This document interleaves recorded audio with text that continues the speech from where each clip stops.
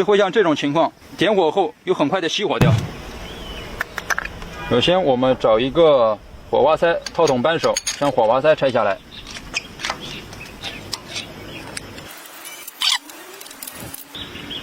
那么拆下火花塞，我们观察火花塞这个顶点、触点情况。如果颜色发黑的话，说明它的油气混合比例过高，喷油量过大。我们可以通过调节化油器混合比例螺丝，将这个油气浓度调得低一点，喷射量呢少一点。像老王这个火花塞情况，它就属于就是油气混合比例过低，喷油量过小。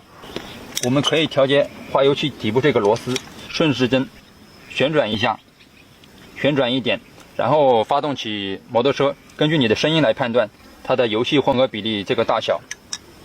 待会儿呢，老王通过用一个钳子将这个螺丝盖到稍微紧一点，然后再来听听声音。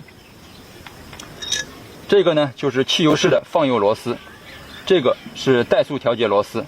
顺时针旋转呢，它的就是怠速会提高；逆时针旋转，它的怠速会降低。待会儿我们调节过后，再来看这个具体的运行情况。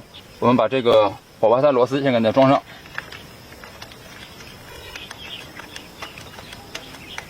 我们可以用一个尖头钳子捏着这个油气混合调节螺丝，将它顺时针稍微紧一点，让它的就是油气混合比例稍微大一点。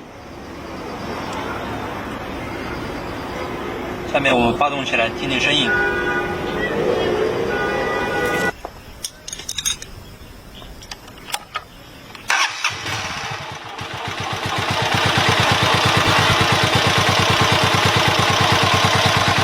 现在这个怠速稍微有点低，我们可以稍微调高一点。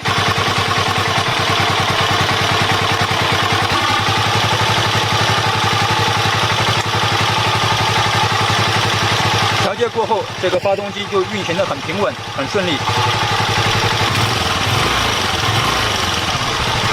正常给油也不会熄火。